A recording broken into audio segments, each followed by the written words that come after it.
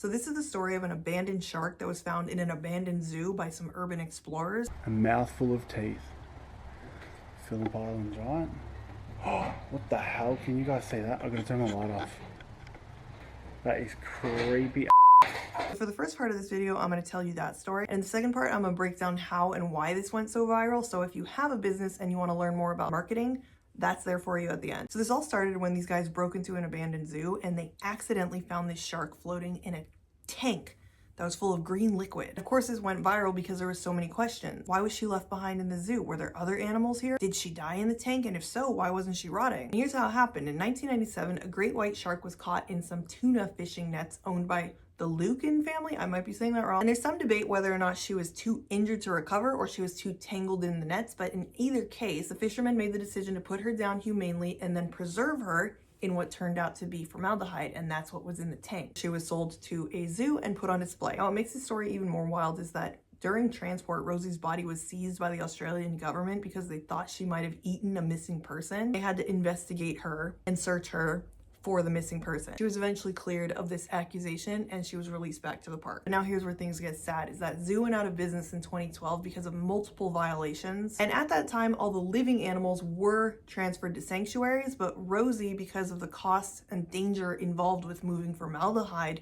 and a giant shark, nobody wanted to deal with her. And she was just left for years. After this video started getting so much traction, more people broke into the zoo to see Rosie. But with that influx of people came people who were just there to vandalize her. Some people broke open her tank, which made the formaldehyde leak out and made the air around her toxic. And they started using her tank as a dumping ground. They filled it up with chairs and trash, and somebody threw a TV in there. And as videos of this started surfacing, it caused a lot of outrage. Eventually, this story reached the owner of Crystal World, and he spent several $100,000 pulling her out of the abandoned zoo and restoring her in glycerol. So now Rosie is fully restored and on display at Crystal World, and that's the story of Rosie the Shark. So now we're gonna break down why this went viral and how it can work in your marketing. Even though Rosie is not a product, it's still a really good example of how marketing works. And the key thing here is that your marketing needs to be sticky. So number one, the hook was unbelievably strong. Now, obviously, you don't have access to a shark, but here's what you can do. Get attention as quickly as you can. And a real life business who did this was Chobani. They use very visually striking, memorable visuals in their ads. Don't wait for people to figure out your hook. And number two is that it triggered emotional engagement. So people didn't just watch Rosie's story because they felt something. It was how strong those feelings were. The thought of an abandoned shark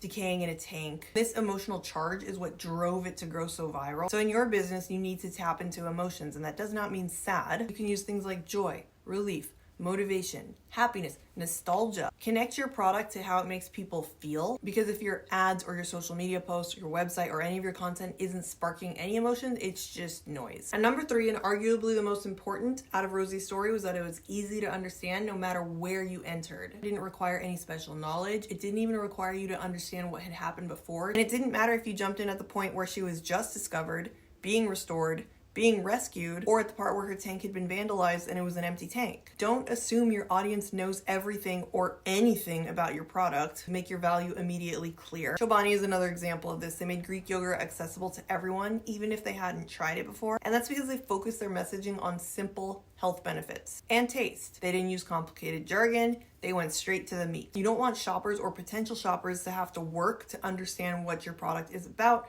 what it does, or how it can help them. Number four, this story built curiosity over time. And every new layer, every piece rehooked people, and you can use curiosity to your advantage to bring people back to your brand. Tesla does this really well. They build anticipation around their product with slow reveals. They give you just enough information to get you kind of where is this going? And the way you can do that is not much more complicated than that. Tease out features of your product or your service. One ad or one social media post is not going to reflect the entirety of your brand.